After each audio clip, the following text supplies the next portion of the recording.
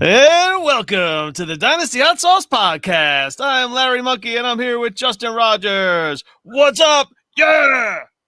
Well. At least we're not hurt. We're trucking along. Here we go. I woke up this morning and my ankle was sore. Oh boy. Yeah. Oh boy. Are you down for 2 to 3 weeks, or is it high ankle 4 to 6? I think it was just from watching football on Sunday. I woke up with a sore ankle. Yeah, man, everything hurts. Everything hurts just from watching those guys this weekend. Yes. Holy cow. So we got an amazing guest again. We are just banging out the whole HQ crew, I guess you could say, because tonight we are going to welcome the Dynasty Madman. What's up, fuckers? Save the best for last.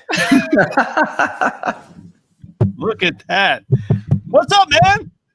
What's going on? What is happening with this video? Oh, there we go. There you go. Nice, dude. How are you guys? I thought you were initially doing the whole, like, I'm not on the camera. Here's my wallpaper. I have to do an entry, man. Mike's got our show so ratcheted down over there. I don't move unless I ask first. Nice. Yeah. No, I'm totally kidding. I'm totally kidding. He's like, Jeremy, you left the screen. Where did Jeremy go? Yes. So we are live right now, dude. Live. We decided you live on Twitter? Live recording, not live on the air. People watching. You can relax. And again, I put your clothes back on. Yeah, I'll be editing. Change my name. I'll be. Yes. If we were live, that name would be perfect. Let me do that right now. Maybe I should introduce you again. We are joined by Captain Motherfucking Hot Stars. What's up, dude? I figured you guys would love that. Yeah, all for you. I did not know you were going live. I probably should have asked you.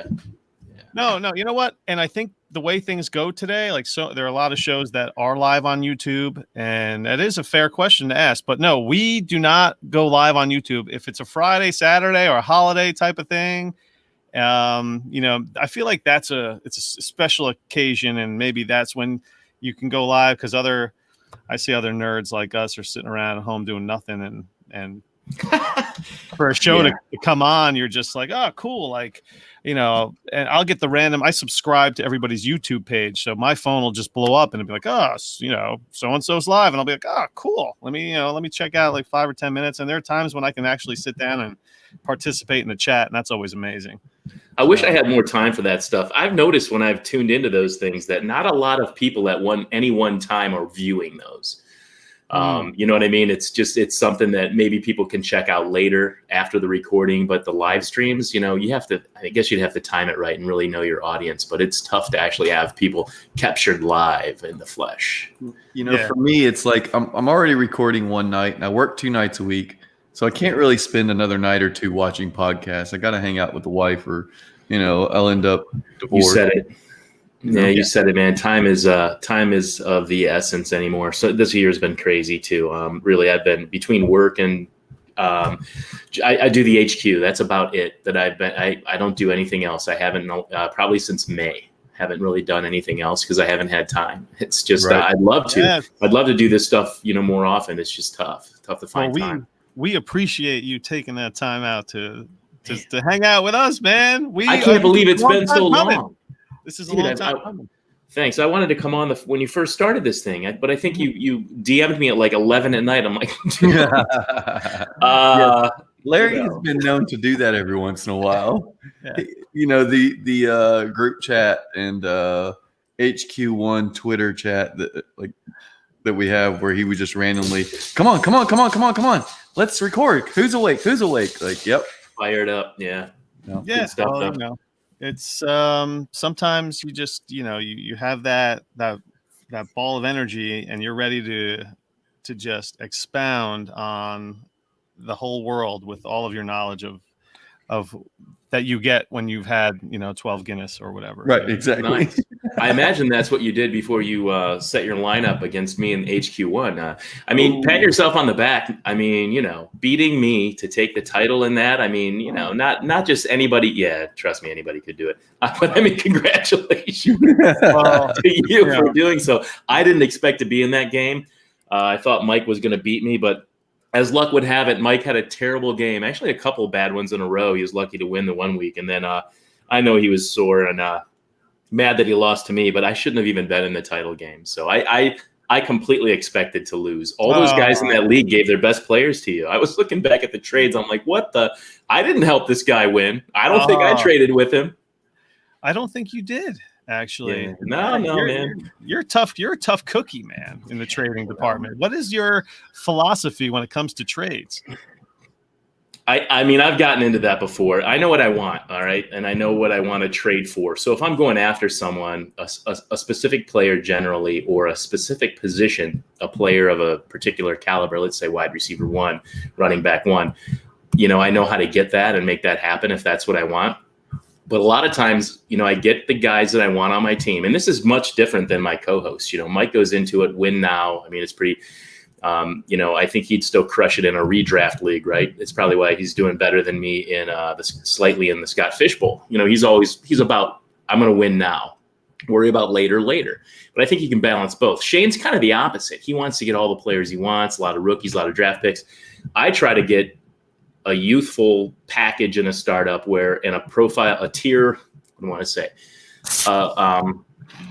There it is, the Guinness, a continuum of players. I have guys that are peaking now that are star players. I have guys that I think are going to peak and replace them.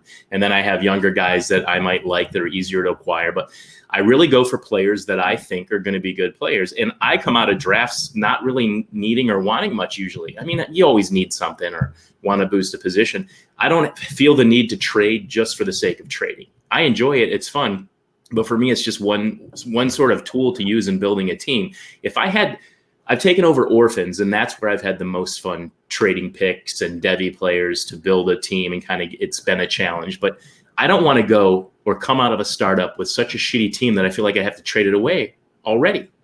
I'm thinking maybe I didn't do my best. And I get if you draft players, if you draft value and you draft players that are good instead of players that you want or players that you need even, you come out of it with 4 starting quarterbacks, 5 running backs, two tight ends. You don't maybe have every position loaded because you have the equity to go and get them. That happens.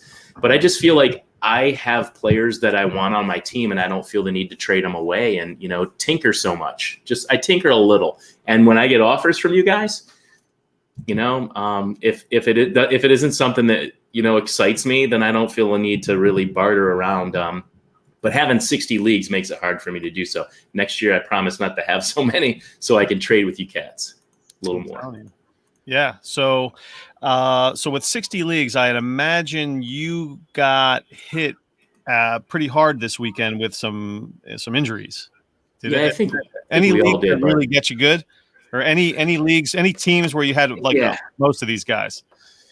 Yeah, I mean, I have 49 leagues where I set lineups. 55 of those are I have 55 dynasty leagues, a total of 66 leagues, 55 dynasty, 49 where I set lineups. So, I do. Some of those are best balls. Some you can't really tinker with. But yeah, I definitely have teams where I have George Kittle, Kenny Golladay, Chris Godwin. I have all these guys that have been knocked out, and that hurts. And in fact, in the Scott Fish Bowl this year, gosh. I actually have Kirk Cousins, who's gotten me a lot of negative points. And I'm not looking at this. I'm just trying to remember who I have. I have Paris Campbell, who was just knocked out for the year.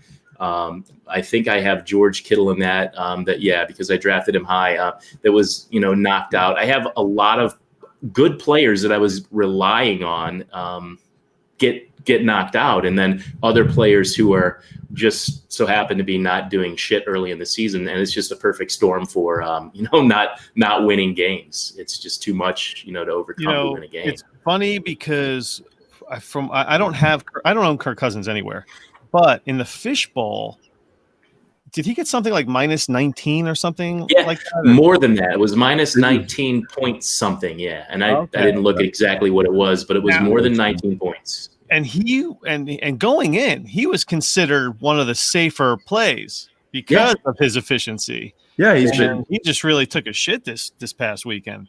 That was at home too. It's a home loss. Well, there's nobody there, but Yeah, he's been one of those super high completion percentage guys for a few years now, which is great in SFB. But yeah, he definitely laid a deuce on you for that one. And good quarterbacks are going to have weeks like that. They really are in this format. I mean, it's set up to do that. I have 29 year-to-date points out of Deshaun Watson, for instance, and I have net 6.78 points out of Kirk Cousins. And really, you need to kind of think about it before you set your starting lineup in this, and maybe roll with just one quarterback, because there's such a liability if they get those negative points that week. Right. Yeah, you got to keep an eye on those settings. Good quarterbacks will do that, and Kirk Cousins will too. So. Yeah, exactly. I mean, he's been good in fantasy and accurate enough. All the jokes aside, he, boring, albeit, vanilla, but he's been fine. If you look at the career, he doesn't win the big games. He doesn't really go into the postseason, but for fantasy football, he's been fine. And he's usually a value, where you draft him, you're not paying a lot and you're getting sometimes a quarterback one. So it pays off, but yeah, he's as boring as they come. I have Kittle, I have Paris Campbell, J.K. Dobbins, that's starting slow. A.J. Dillon that's starting slow. Tariq Cohen, who, he's a kind of a gadget guy. He's going to have weeks, but he hasn't yet. I have Leonard Fournette, who has traded and isn't doing much yet. Probably get into the swing of things.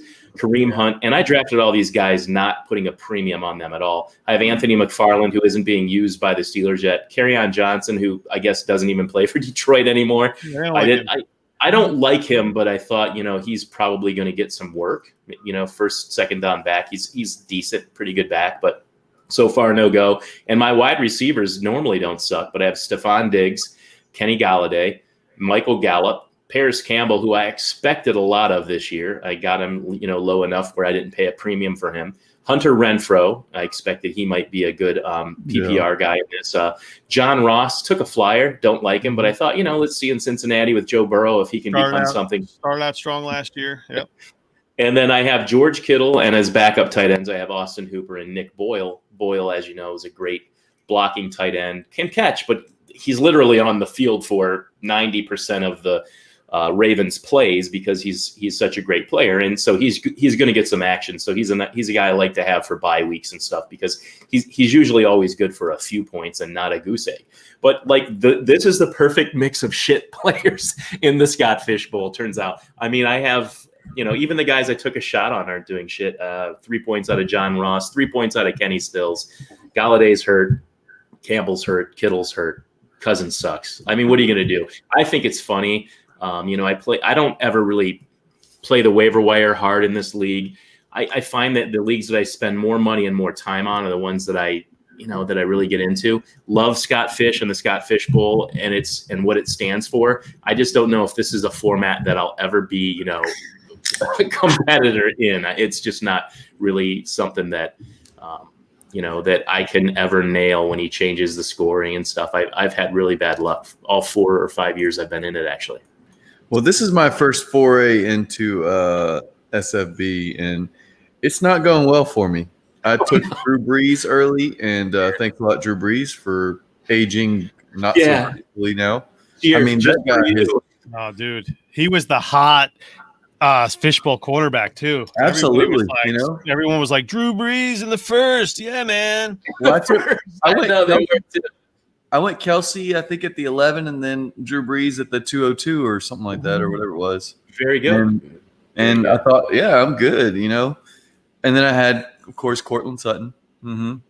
Yeah, that's going to work out great for me. So I'm picking right now between John Ross and Darrington Evans and A.J. Dillon for my last starter. It's gross. Oh, man, nice. It's gross. Well, I'll give you a quick rundown. I mean, I'm 1-1. I have the most rookies in all of Scott Fish Bowl, and I'm doing pretty good. I mean, I have Sutton. Sutton's going to end up. He's done.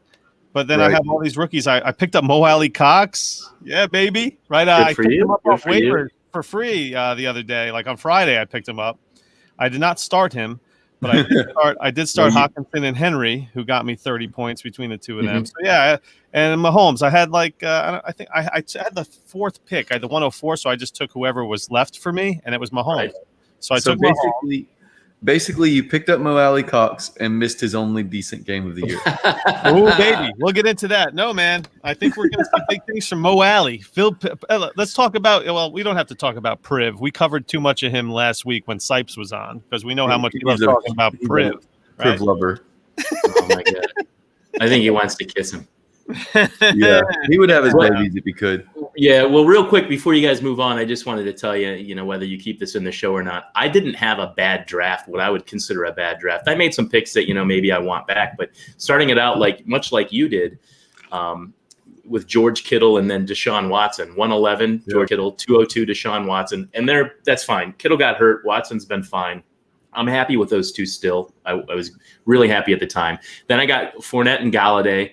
I was happy to get Galladay there. That hasn't worked out with getting banged up. Fournette is a volume guy.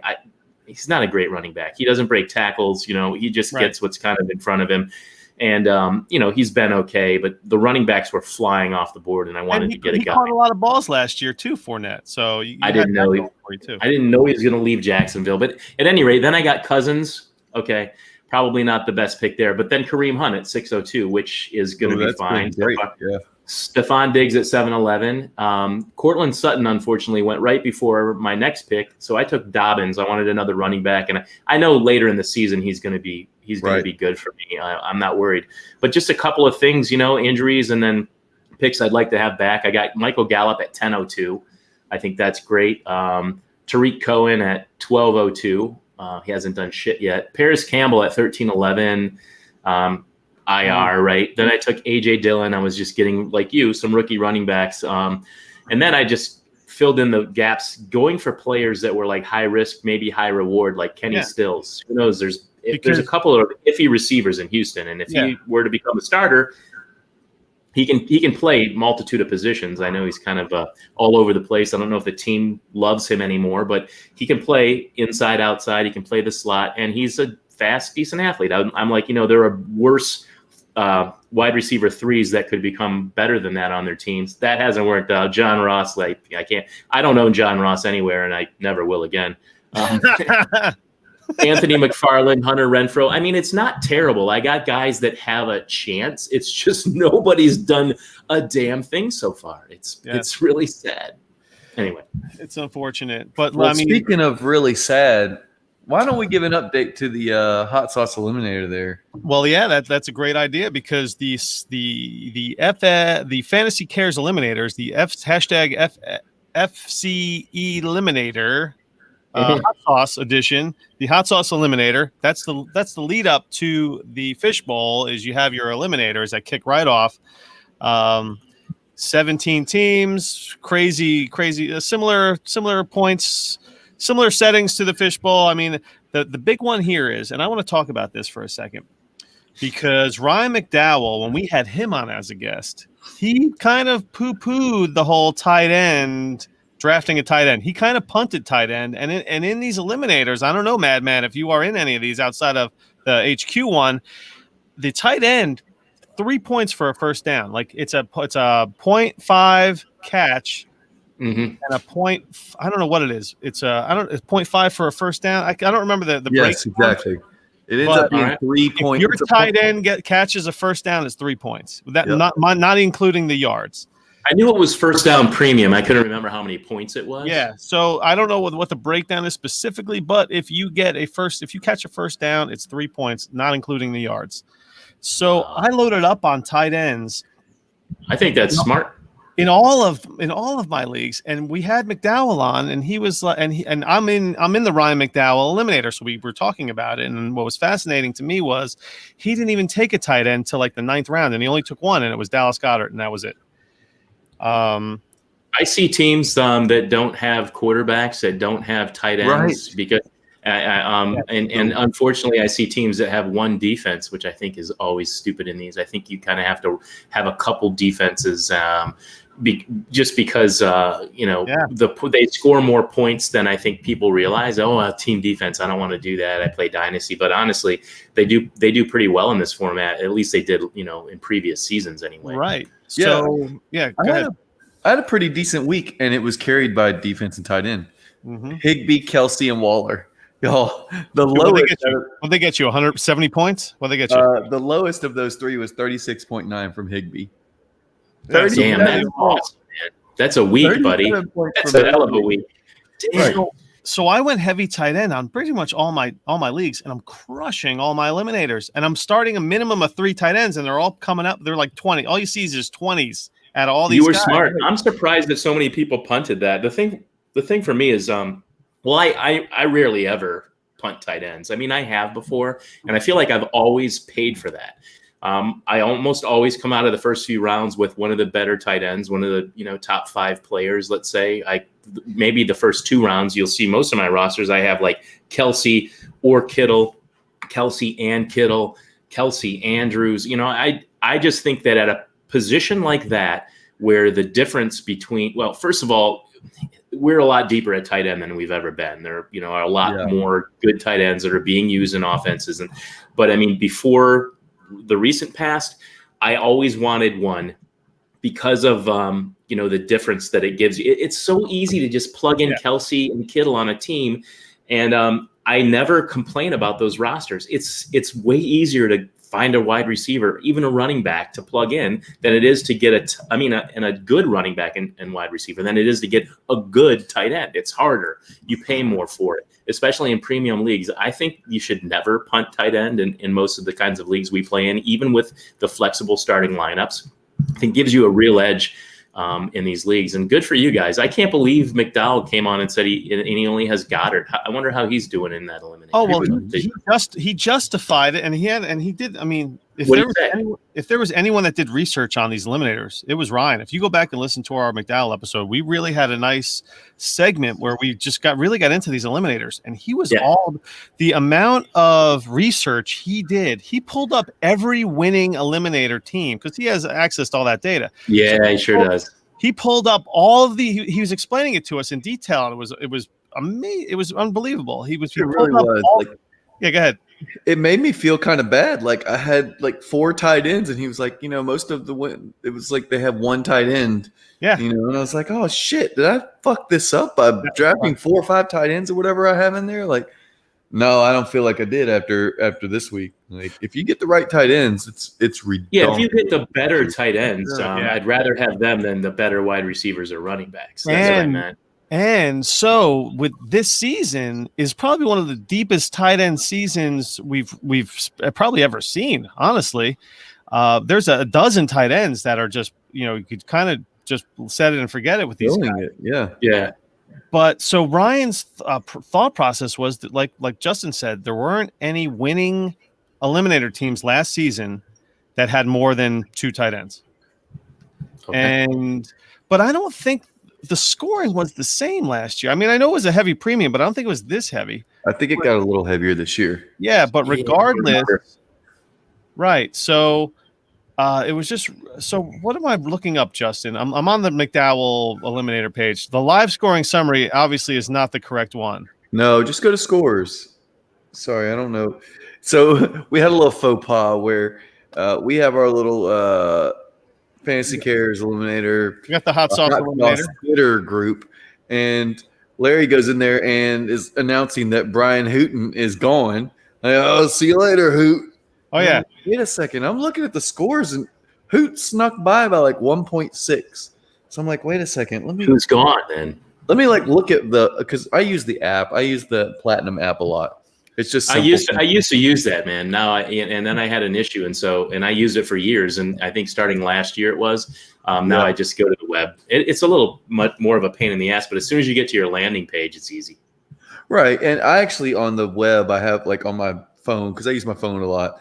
In my favorites, I have all my leagues set up. I don't have as many as you, so it's really easy for me to do that. With my 7 leagues. And I just click on the league. Stick with that. You'll do better when you have right. Exactly. I don't know. I think I'm going to top out it.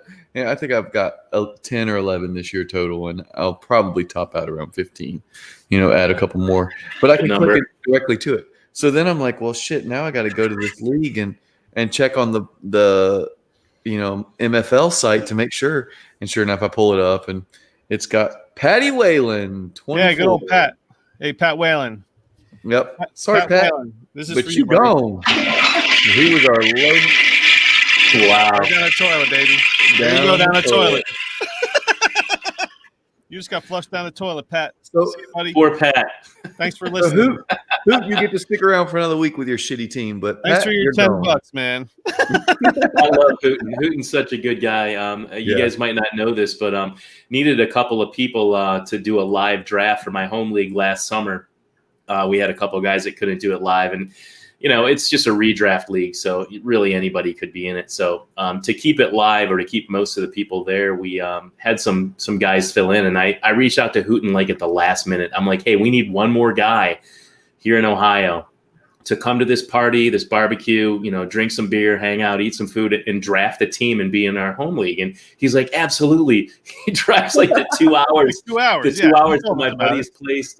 And it was a good time, man. I really appreciated that he did that. A great guy. We had fun. I handed out some swag from the podcast, just, some stuff. But yeah, we ate a lot of good food. So I think it was barbecue pork and that year. And yeah, it was fun. We didn't even do it this year. We couldn't get people together, so we just scrapped it for this season. But I told him, I said, next time we do it, you're in it, just because he stuck with it. He had a pretty decent team. I'm like, man, I don't want my friends to find out about this, like my old friends, but like, you're totally better than a few of them, and they're not coming back. so Hooten's in, and and Scott Connor joined us too, so that was cool. So you were the I know a guy.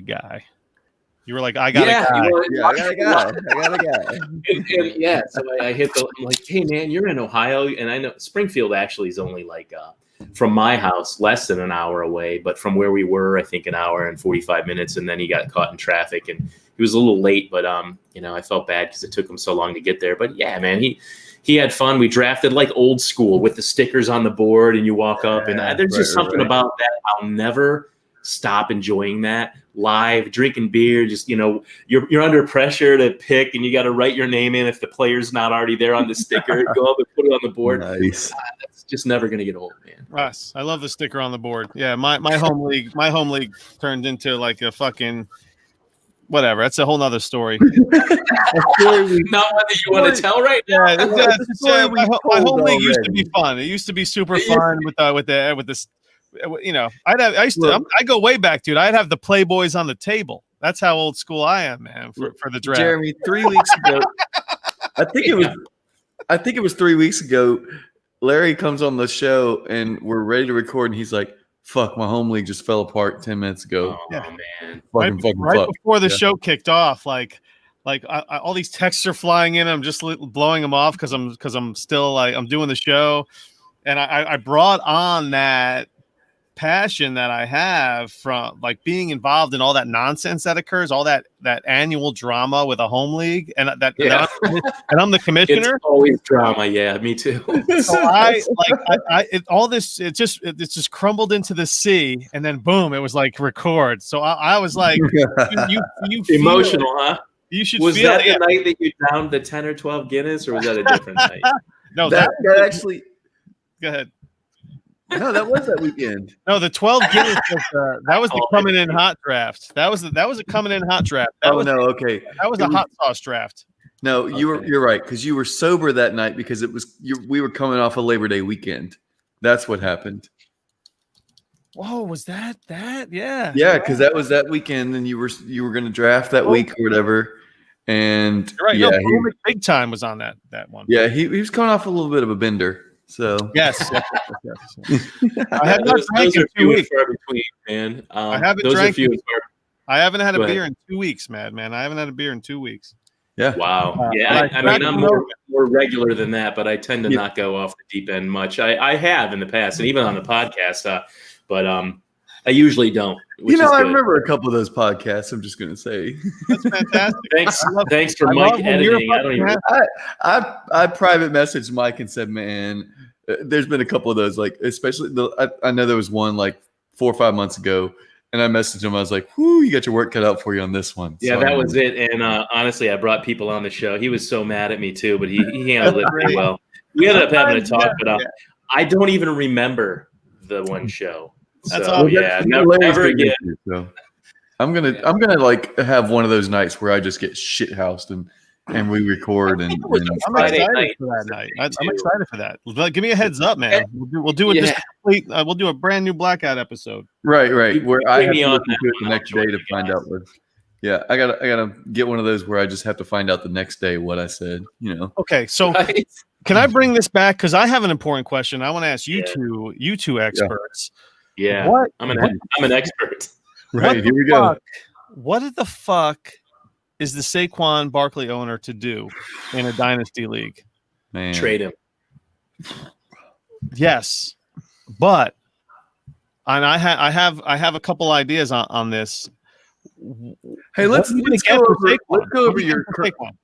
Hold on. Let's backtrack for just a second. Well, what are your options to do with it? Let's talk about your HQ1 team and what happened to your team this weekend. Okay, we'll get back into the carnage. And then we can get into what we got. Right. Okay, we'll get back into the carnage. I didn't bring this up specifically for my HQ1 team. But I think it's important to note that you got fucked. Yes. No, I definitely got steamrolled this week. I met my fiercest opponent yet. The IR. Yeah, buddy. Yeah, you did. So what happened? I didn't see. I don't pay as close of attention to each league as I should, even the HQ league. But I was looking at them today. What happened to you? The HQ1 league, Madman, should be your favorite league because it's everyone. No, it is. I haven't looked at anybody else's one loss or injuries. I was worried about my own today. So what happened to you this week? So I obviously I'm the defending champ, and I have a ridiculous team. I lost Saquon Barkley, I lost CMC, and I lost Cortland Sutton. You have a ridiculous team. That's right. Just having Barkley and McCaffrey on the same team. No, screw that. He's got Lamar Jackson and Joe Mixon and Kareem Hunt and J.K. Dobbins now.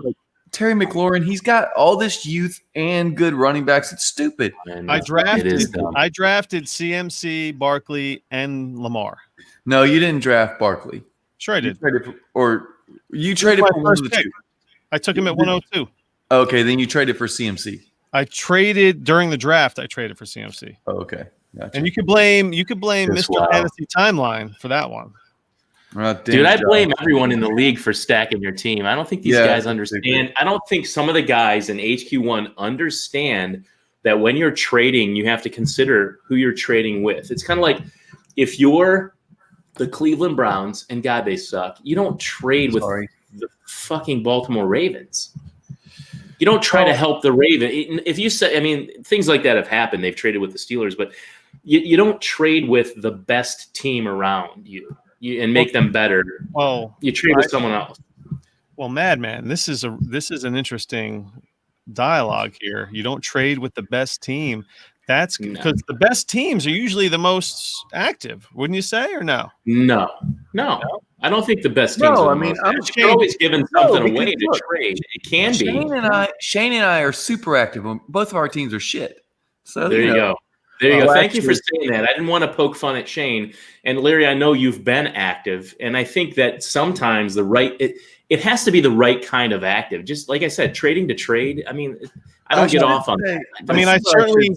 I'm trying to be shitty, and unfortunately, I'm in first place in my division. Are you really? I saw something about you tanking. Are you really trying to tank? Which, by the way, we don't care about. No. Okay, so no. And I don't tank. Like I set my lineup. I set the best lineup I can. But I'm trying to get. I was on a 2-year project, and so I acquired through a bunch of trades. I had the 101 twice this last offseason, and used that twice to get Patrick Mahomes and Kyler Murray. So here I am with 2 of the top 3 or 4 or 5 quarterbacks in the league, and I can't lose now. Mostert, McKinnon. It's just stupid. So Madman. So this here with Justin is the opposite of what your team was earlier. Like you're talking about Galladay and Sutton and I guess Miles Sanders didn't play the first week, but all these players that haven't been playing, all of Justin's guys have been playing, and they're the C squad. They're the JV team, and these guys. I mean, what? I love Larry. Rashard won you the week this week. Yeah, Peyton Barber 2 weeks ago was good. I mean, Willie Snead 2 weeks ago, and Allen Lazard. I mean, okay, I know Willie. You're not trying to win by starting Willie Snead, but somehow Willie Snead scores some points. You say that he's like my worst receiver, but there you go. If this was a DFS lineup for you, dude, you'd be cleaning up right now. Yeah, if you say that, but like I benched guys like Mike Thomas from Cincinnati, from Cincinnati, and yeah, you have that Mike Thomas, right? Exactly. Anthony Ferkser, no, legit. Dude, Willie don't Snead dog on Rockaway Ferkser. He's good, man. So let's. I want to label this segment the Tank Tracker because Justin's been trying to tank, and he is having. This is the Tank Tracker 2020, and and guess what? And this is typical 2020. You're 2-0. And you're trying to tank. That's 2020. That's got 2020 written all over. I need one more year. I have 3 firsts this year and 2 firsts in 2022. Well, just do yourself a favor, Justin. You're tanking. I get it. That's fine. Whatever you want to do. Do not get rid of Patrick Mahomes. Do not get rid of Kyler Murray. You already did all the work to get those guys. Don't pull a Shane Villa and move Kyler Murray because you decided you had a weird colored shit today. Absolutely not. No, I built that foundation. It's a 16-team superflex. # weird colored shit. Right. I mean, don't consult the dynasty gods and be like, I have a feeling I should move Kyler Murray today. Don't do that. Look, okay, so I was also, by the way, I was Shane biggest drafted Pat Mahomes back in the startup. Who did? Huh? Who drafted Mahomes? Shane did. Shane drafted Pat Mahomes. And then he got Roethlisberger the 101 and the 113. Oh, he traded Mahomes for Trubisky and a couple other pieces. Oh, that's right, he did. Remember that? That was remember he got into that Twitter fight with that Meng guy.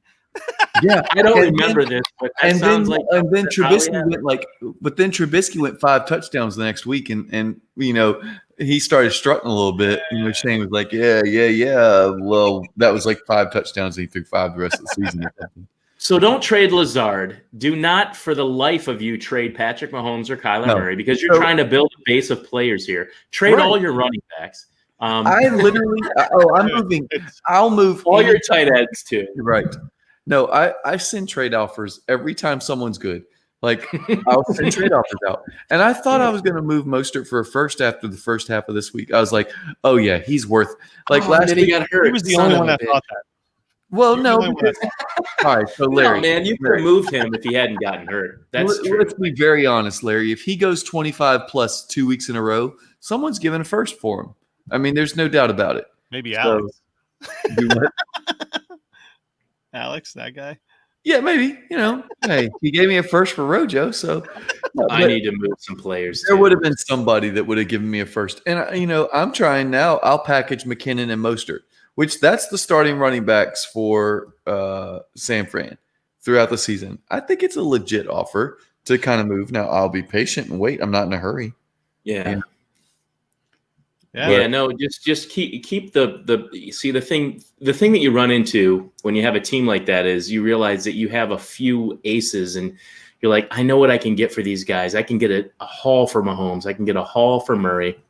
And then you kind of feel like you need to at some point. Don't do that. Keep those guys. Just keep building upon them because you have 2 of the best quarterbacks in the league. Certainly, Murray's going to be up there soon enough. In fantasy points, he's already close, he's already right? They're both top. I mean, Murray's a first round, or he's on a startup.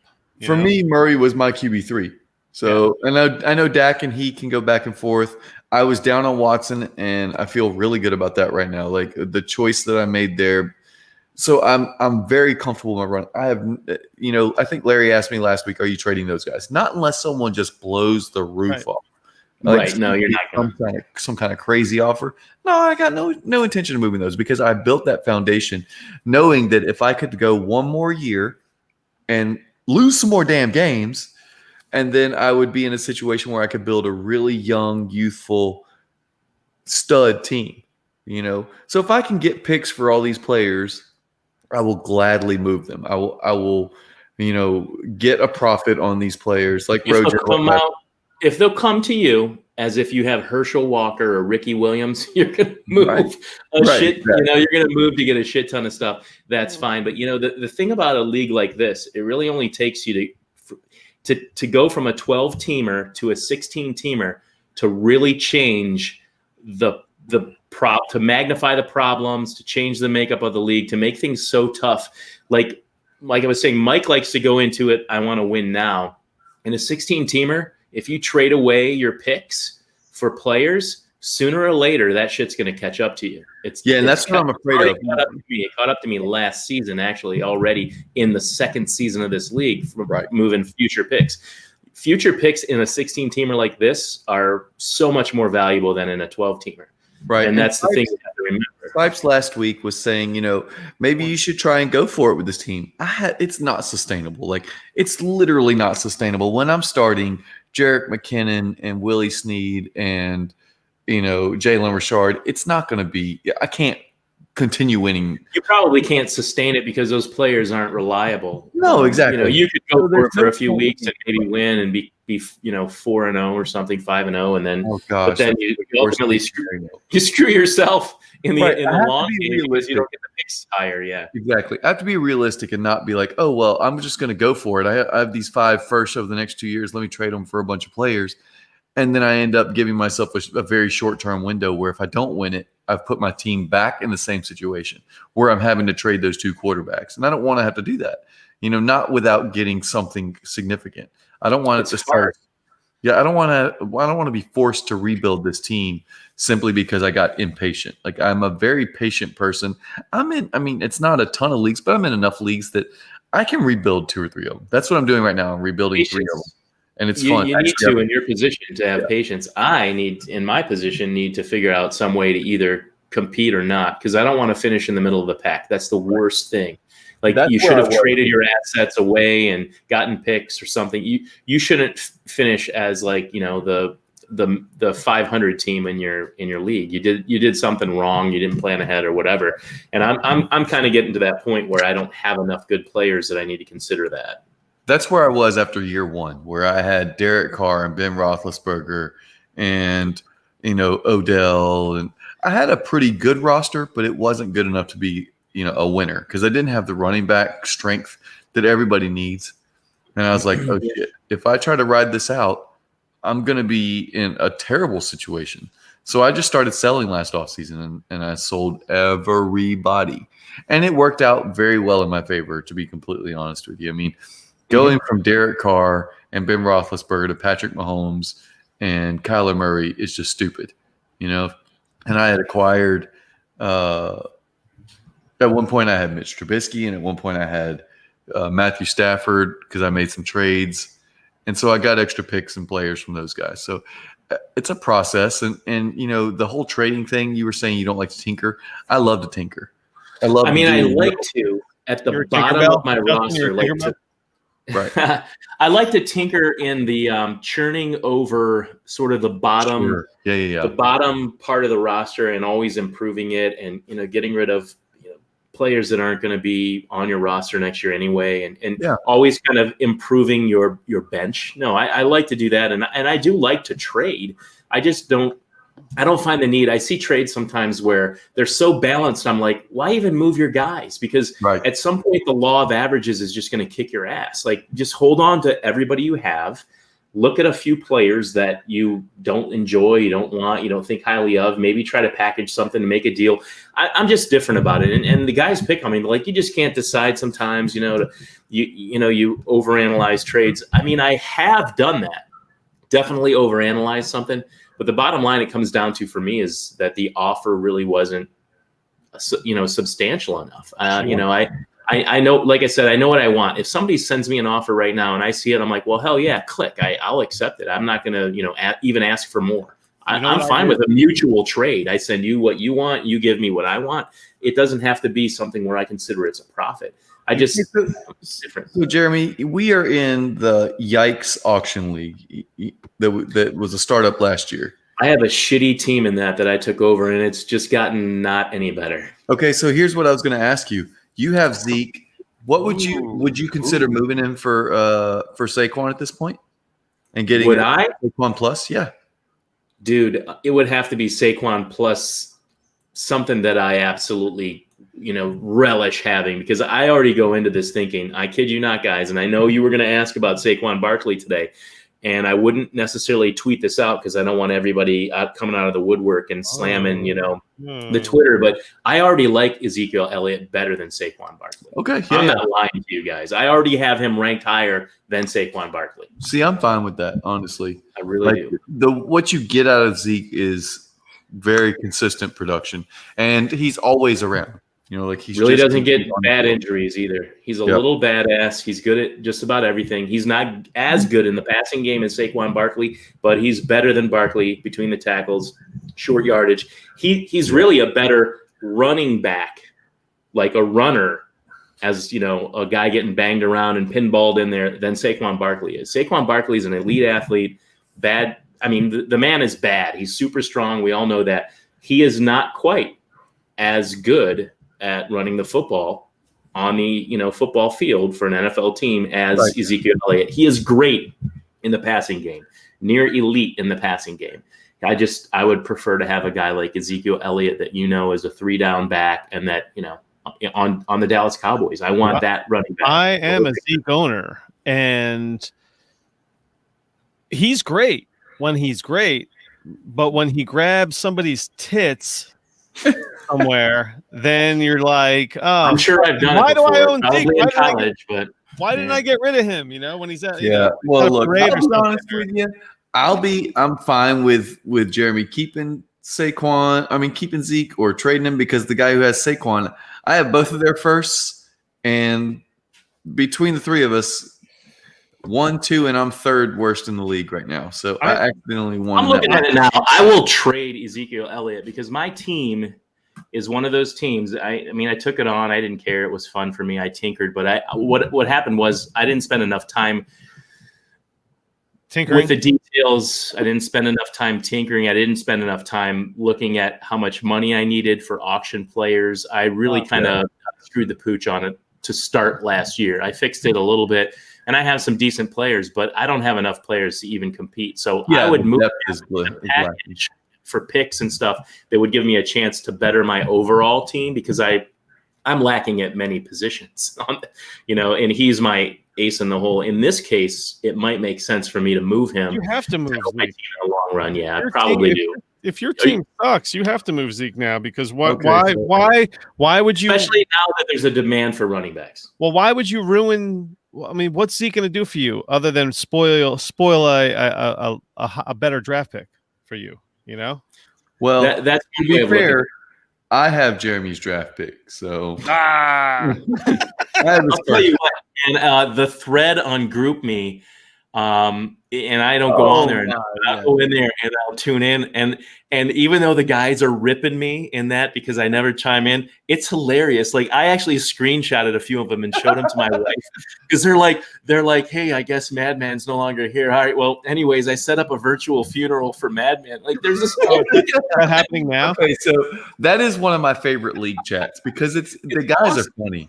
The guys are funny in that one. So I love that we're like OGs in that chat. So like every time we chime in, it's like, oh, these guys, we're like from the beginning, So it's when I can't keep up as well. Like I'll open it up and I'll see somebody like have a question or something, and I'll respond, and then as soon as I hit like enter, it just goes down like fucking 150 messages, and I'm like, I just responded to like some hours ago.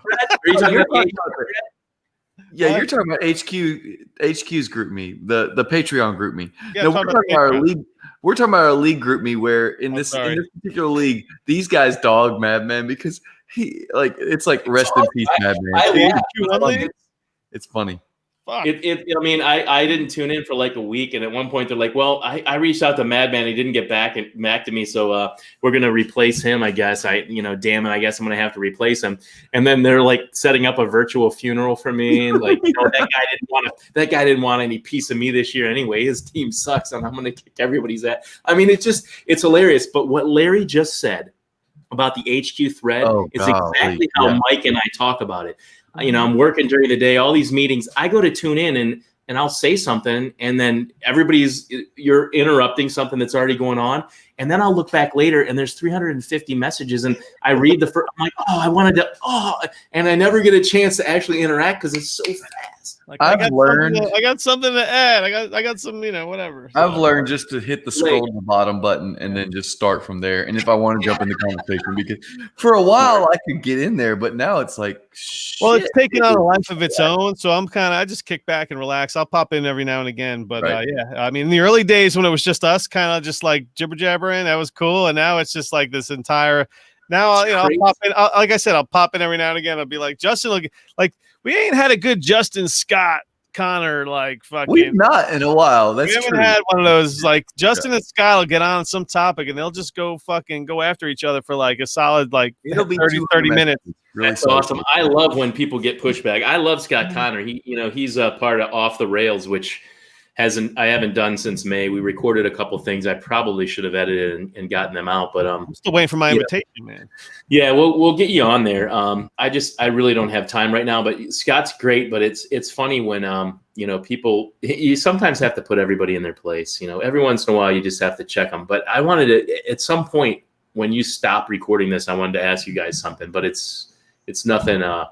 Super write it important. down. Write it down so you don't forget it. So I mean, getting back to what? So what am I? What does one get? Because I only have Saquon one other place, I think. I have him in 2 leagues. Yeah, I have him in the HQ1 league, and I have him in the I have him in one of those DLF Champion Series leagues. So if I was a Saquon owner in a 16-team Superflex, start 11, I'd probably trade Saquon for Jerick McKinnon and Raheem Mostert. No, you wouldn't.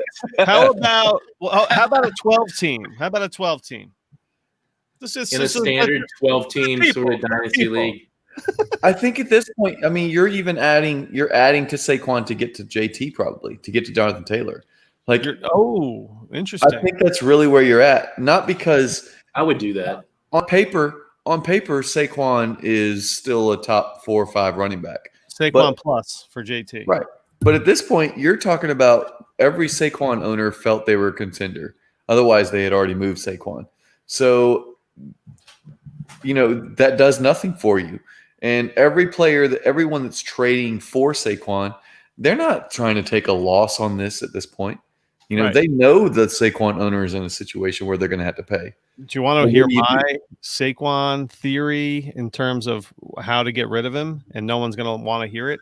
Yeah, I want to hear what you're going to say, because right now, if you own him and you plan on competing next year, some people are just tucking him away on IR, and maybe they have enough to just make do or hope they do. They're still going to compete. Or you have the people that are completely reacting to this as if they need to move him and get something that they can use to compete now. I see a lot of that.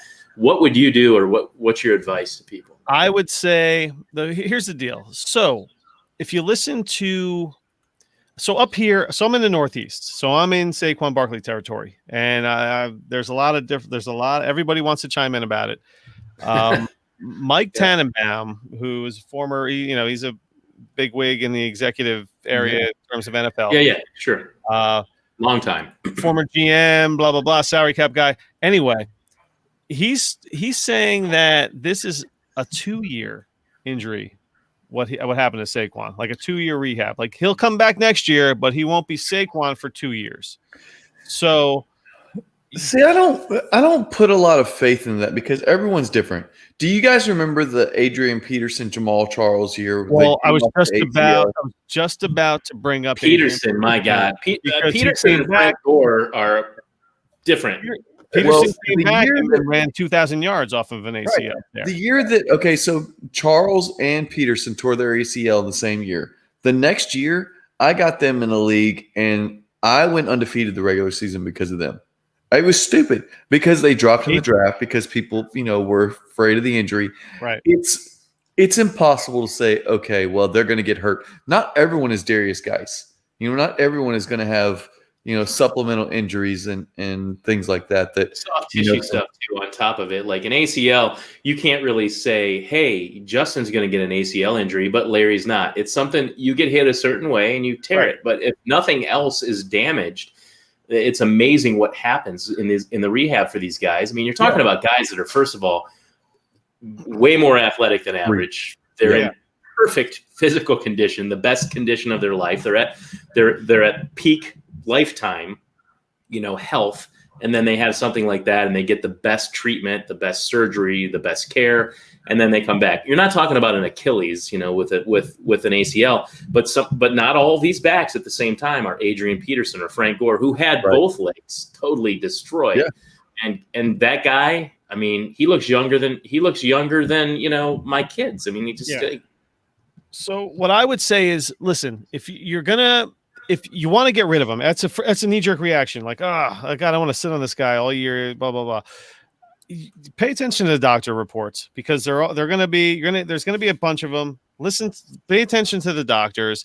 If you want to get rid of Saquon, if you can get a major haul now, and you'll know what a major haul is, get rid of him now. But I think, when is his value going to be back up? It's going to be next year, right before the season starts. Sure. When everyone's hyping him up again. And if you want to get rid of Saquon, if that's in your mindset now, then wait till then, because you'll get much more for him, even maybe before the draft, because all the reports of him working out are in the off season. And I mean, what did he get injured week 2? So ACLs. I mean, Hunter Henry came back tore his ACL in the beginning of the season. He came back at the fucking end of the season. He tore in the spring and came back. You're going to know who Saquon. By the end of the season, Saquon's going to be like, he's not going to be playing in games, but you'll know where he's at in his rehab. I don't know. I want him to be. I would wait on it. I want him to be more than he's been. For the Giants, I get that Daniel Jones isn't as sloppy and as Eli Manning, and isn't going to dump the ball off to the running back as much. He's ballsier. He's going to go down the field more. I mean, I understand a lot of what the Giants how different they are, and I don't expect that to stay the same. I think Saquon's going to be fine with the Giants going forward. My thing is that if you came to me with a 2021 first-round pick and one of the best running backs out of this past 2020 class, I'm doing it for sure. Okay. Absolutely. If you give me Dobbins and a first-round pick, even DeAndre Swift and a first-round pick, I'm doing that. Absolutely. And I would do that even without the injury almost. But with the injury, I want to keep moving this year, and then I'll get the pick instead of getting Saquon back next year. But a pick and a play, I was trying to move Mixon. I have Joe Mixon in a couple places. One of them I inherited him, but so I have him, and I'm trying to get rid of him. And my best offer was a 2020 first and a 2020 second, and I think I'm going to take that because I'm also not high on Joe Mixon for the Bengals. Wow. So I want a player though and a pick. That's my preference. Yeah, a first-round pick and some player that I like, as much or better than Mixon. We'll see. And I'm going to consider that a profit. I wouldn't trade every running back like that. I'm not going to trade just any player that's at the top. I'm picky. I mean, some players I like better than others. I'm going to do that. Would I recommend people to do that? As a biased dynasty player, I probably would do the same. If you own Saquon Barkley, I would not wait for him to get healthy. I would move him for, something like I just said. I really would. Yeah, I think as you get closer to the end of the season, you can get more for him. Like, I don't know that now is the time. So I just went on Twitter and was searching, Saquon Barkley trade. And here's one. It's a 14-team 0.2 PPC. So it's a pretty premium on running back there with 0.2 points per carry. It's Saquon, Kittle, Snell, and an early 2021 third. Who cares about the third? Saquon, Kittle, Snell, and what? And a third. Saquon and Kittle for who? For Jonathan Taylor and Mark Andrews. Oh my God, that's a terrible deal for the Taylor owner that just gave him up, I think. Yeah, I think I agree. I think Andrews and Kittle is close. Honestly.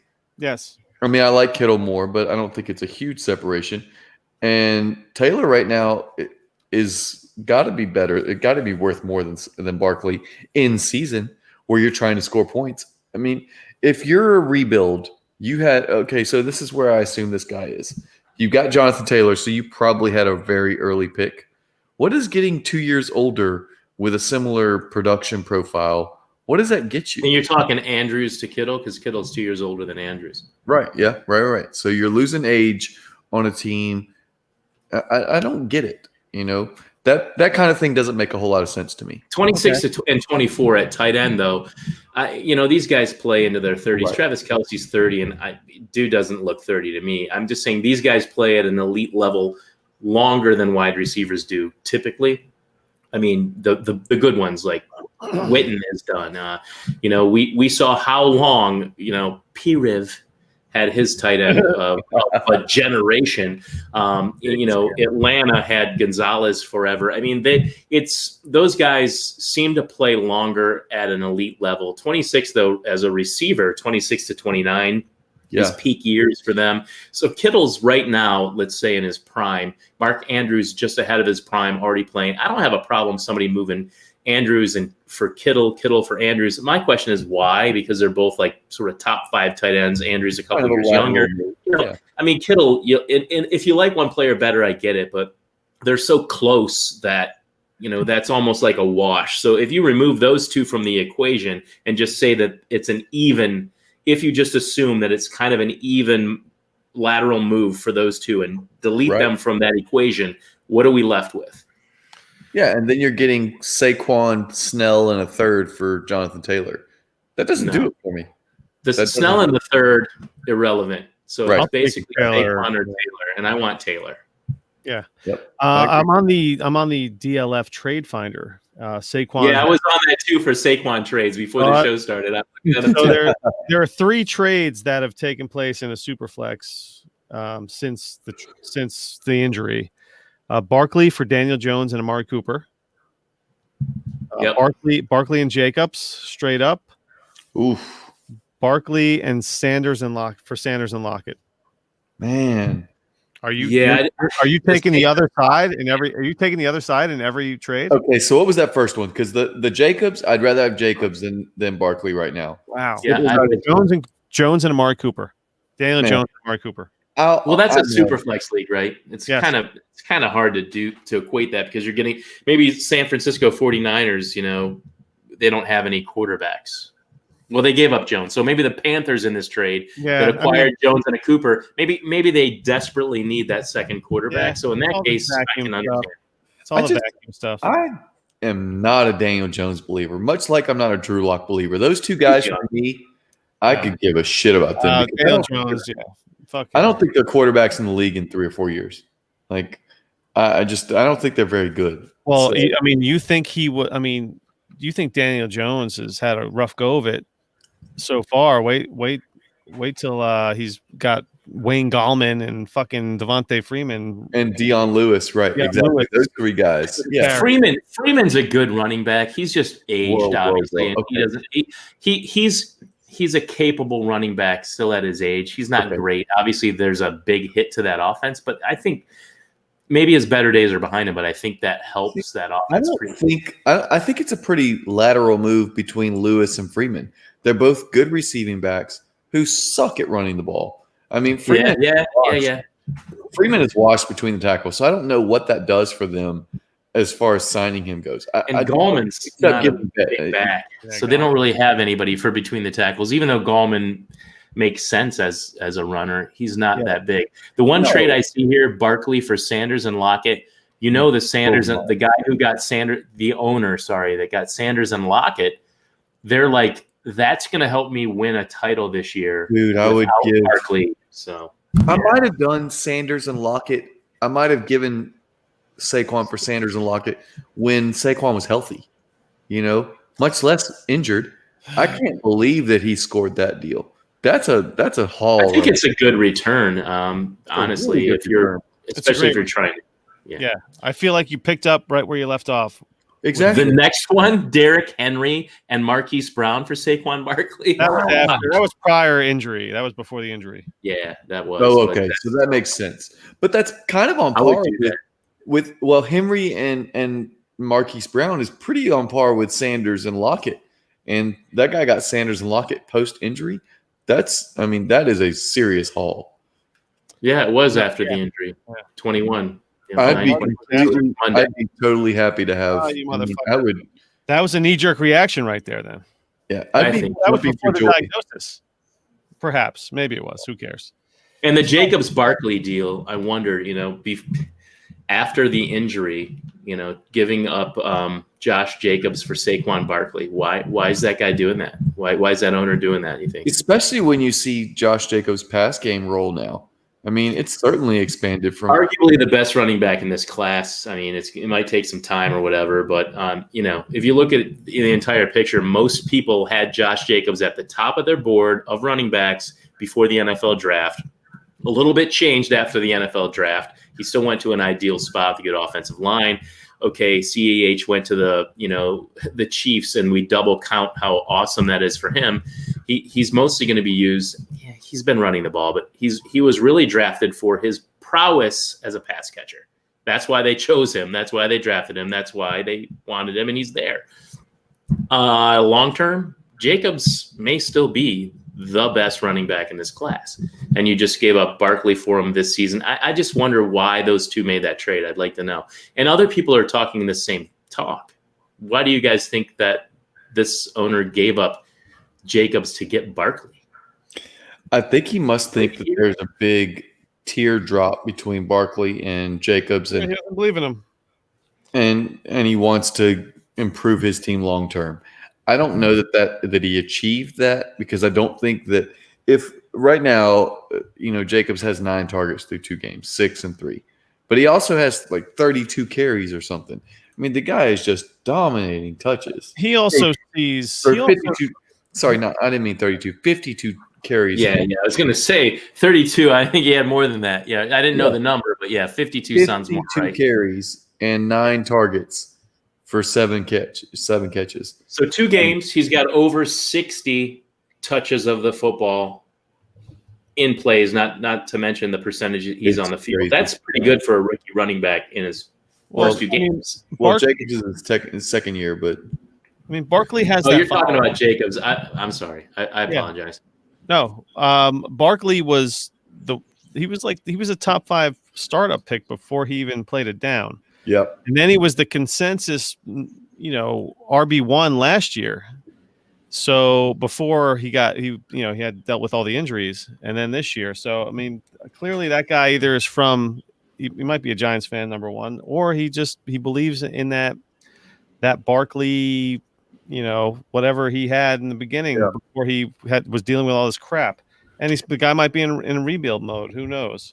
Yeah, what Barkley did in his rookie year was just ridiculous. So I understand the allure of that, but I think right now he might be chasing points that is putting him in a hole where now he's chasing what may not be attainable. I was at Jacobs. I mean, I own Jacobs in DDCL and the Dynasty Diagnostic Champions League that all of us are in, and I couldn't get rid of Jacobs.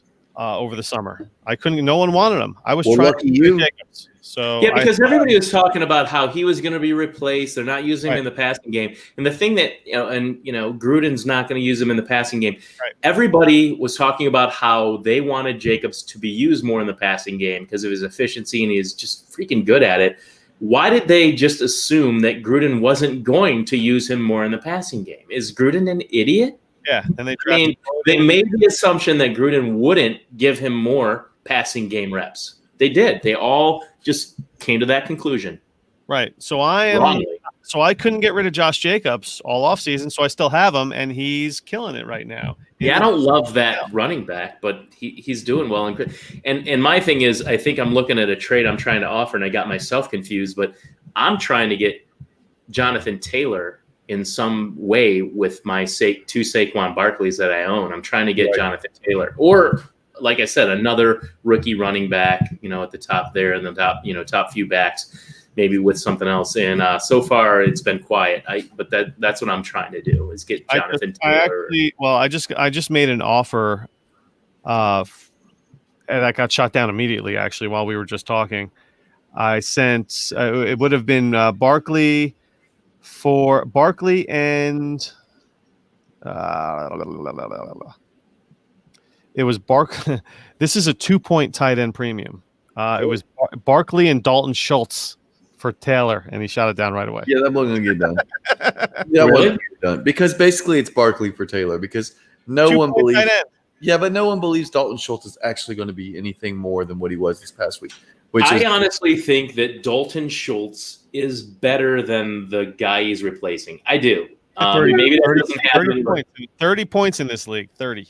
You can he's a smart player. He's a tough player. He can catch well enough. I honestly think that he's better long-term fit for the Cowboys than Blake Jarwin. I'm not a Blake Jarwin believer in any way. I don't want to take anything away from him, but I think Dalton Schultz, he was playing full. But no, when Blake Jarwin was playing football, when he was on the field, they still had Schultz worked in to play tight end, 2 tight end sets, to back up, to be the backup tight end, and to play fullback and play in short yardage situations. He was still going to be out there because he's more dynamic than Blake Jarwin. And I think that this could be really good for the Cowboys and replacing Jason Witten.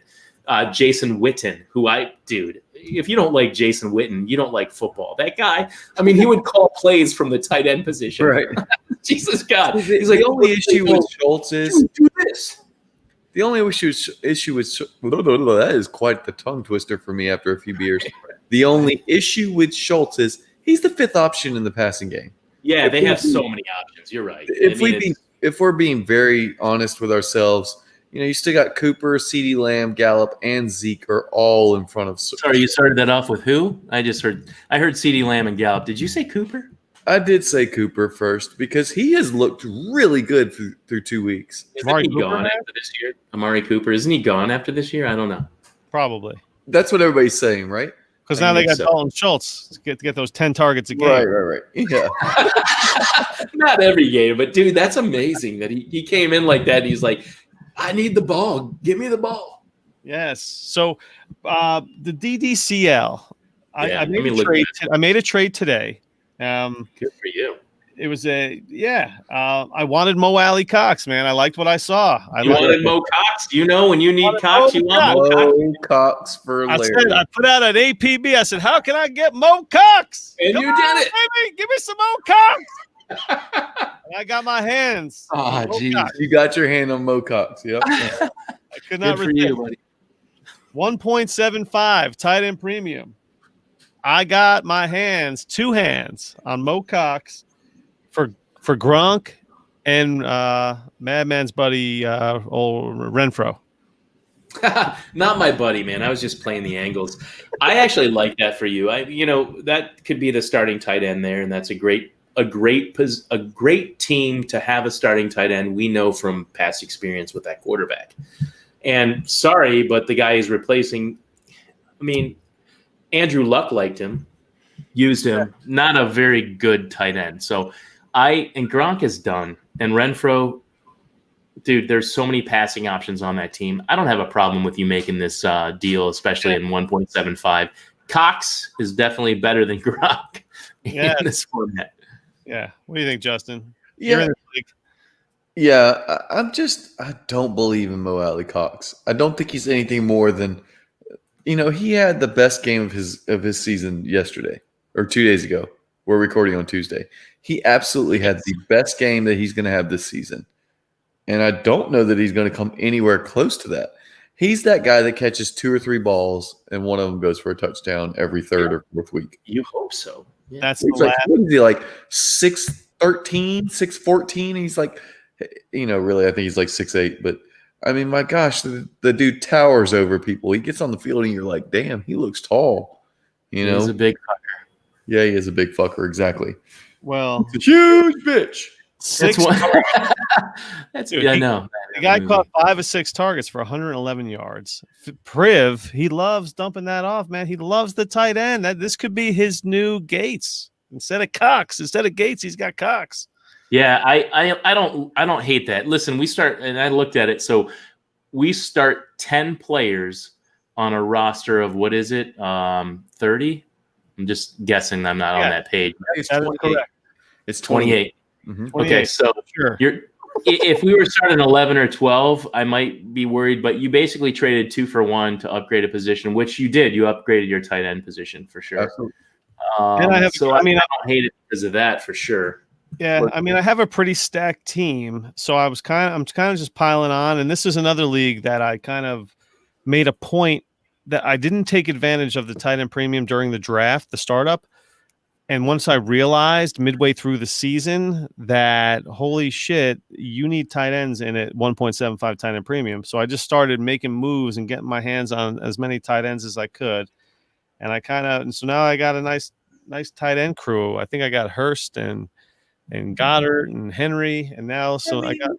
It's okay, but it's nothing like what I'm rocking over here. So I just got into this league. I'm in the Class C because that was the startup this year, and I believe I'm second overall out of 48 teams in points because I was stretching and grabbing tight ends left and right. Well, who was telling you? Hey, in this league, I was pounding it in his head. So, when you're starting 4 tight ends a week, when you're just rolling out Waller, Jonnu Smith, Gesicki, and Ertz every week, I'm feeling pretty damn good right now. You're getting like 20, you have to do the tight ends.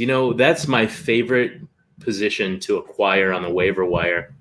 I'll drop scrubs and tinker. I usually pick up tight ends and kind of keep myself in the game, especially in best ball. You have to do that, but in dynasty leagues too, just in case you lose a guy like Kittle or whatever, you're not probably doing anything with his handcuff. Although it's possible that that player does something, but generally it's a player on another team, another position like a Ferkser or whatever. And Ferkser, by the way, is a really good pass catcher. Jonnu Smith is used a lot in the blocking game. Because you see how that guy's built? He's built like a freaking tank. He's huge. Now, he's super athletic. He can catch. He can run. He can do all that stuff. Except that they know that they can use him as a blocker, so they do. And Ferkser comes out there. He's like, hey, man, I'm going to catch a pass because I can't block like Johnny Smith. And people are like, Ferkser, who the fuck is that? Well, he's a guy that's going to catch the touchdown when Jonnu Smith is blocking. Thanks. Right. Well, the one thing about Johnny blocking is that he never leaves the field. Yeah, he's just like Nick Boyle. He's always out there. Yeah, he's always out there. So there's always opportunity where he's going to sneak out. And I mean, he snuck out the other day and got this massive. He's a complete tight end. He really is. He's complete, and that's the guy that you want, on your roster, a la Nick Boyle, who doesn't get enough respect. But guys that are out there all the time because they're going to get theirs. They can catch too, but they're just way better at blocking. So that's why the team uses them there. They're studs. I mean, let's face it. I love the 1.75 tight end premium so much that I blew 100% of my fab. Did you? You spent every dollar on Logan Thomas. Wow. 100%. Logan Thomas. Boom. Ken, you're my spirit animal. That's it. I mean, hey, you're not allowed to use his government name. Hey, who is that? Who are you talking to? Dude, this guy's got 17 Larry Monkey. Edit it out, Larry. He's got 17 targets through 2 games. I mean, I know the yards aren't there, but I think the red zone touchdowns, who knows? And again, this is a fucking tight end premium where you need tight ends. Tight ends are going to get you 20, 30 points in this league. I'm going to ask you right now, Larry, if something were to happen to Shane Manila and he could no longer be on our podcast, would you consider taking his place? I don't know. Sipes has that mixer. He scares me with that thing. Yeah. No, don't be afraid of Sipes, man. He's a sweetheart. He's a nice little guy. I'd be happy to fill in anytime you'd like. I can even mess up the names. I was what was it? Kyle Juszak last week. I said Juszczyk.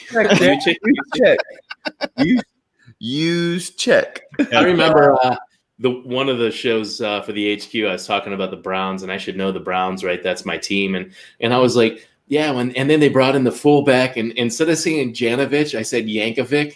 I slept it in. I mean, you listen to a show where a guy doesn't know how to pronounce the fucking players on his own football team, and you're like, this guy, I'll never listen to him again. It happens, man. You guys know about that Julia Jones guy? Yeah, Julio Jones. When he first came out, when he was first in the NFL, there were folks calling him Julio Jones. That's because they're idiots, but we're not going to get there. Yeah, that's really bad, dude. That's for another podcast. That's a different kind of podcast. But I do have a trade offer sitting out here right now that I want to run by you guys. And again, this is in this DLF Champions League that I got into. It was a startup this year. It's a 2-point tight end. And that's kind of, and I was loading up on, it's another league I was loading up on tight ends. 2 tight end mandatory start. God, I hate those. No, not 2 tight end, 2-point. Oh, 2-point premium. Still big. 2-point premium. Okay. It's a 2-point premium. I got it's a 10 start super flex. Mark Andrews or a 2021 first and Rager. So 21 first Rager or Mark Andrews. Give me go ahead. Go ahead. I'll wait. I just want to clarify in a 2-point tight end premium. 2-point. Go ahead, Jeremy.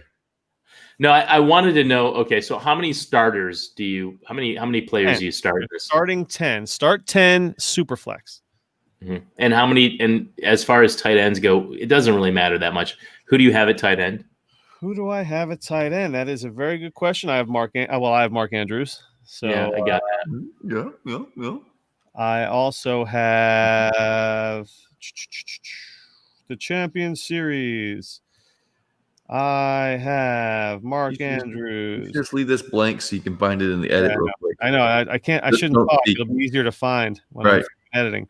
So my tight ends are Mark Andrews, Nick Boyle, Jack Doyle, Dallas Goedert, Chris Herndon, Dalton Schultz, and Irv Smith. So nobody. Mark Andrews and a bunch of guys. Yeah. Well, Goddard.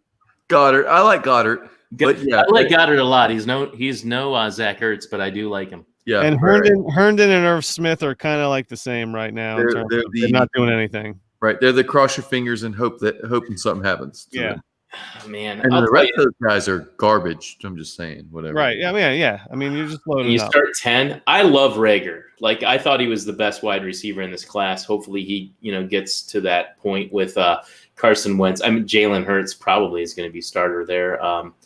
Sooner or later. Ouch! Don't say that. Oh, no, that's from my buddy Shane. I can't wait to talk to him this week about how they were piping in booze for Carson Wentz this week. I love Rager, and that first round pick is very appealing. But I mean, you're talking about a top 3 tight end. Yeah.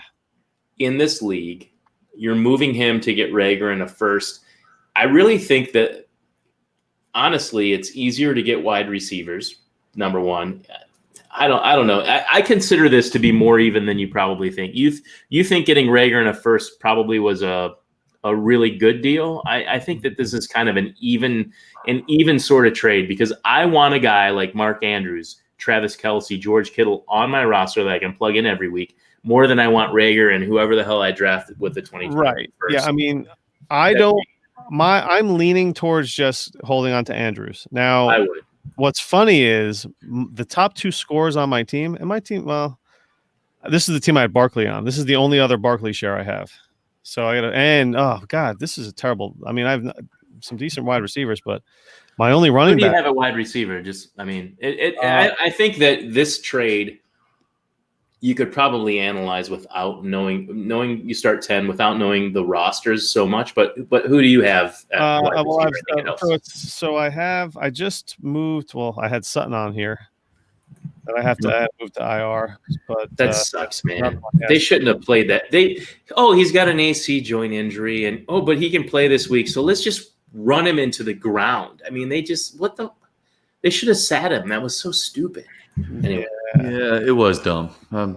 Right. So I had Barkley and Dobbins. This is my lightest position is you have Barkley and Dobbins. Well, that's good for the future next year. Wow. Right. Barkley, Dobbins. Yeah. Then Darrington Evans and Boston Scott. Those are my only running backs.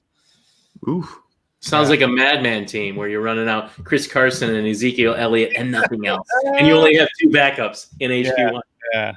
So I mean, it's just tough. Yeah, I might just stay put. I mean, God, my wide receivers are DJ Chark. I had He'll be fine. He'll be fine long term. Cooper Kupp.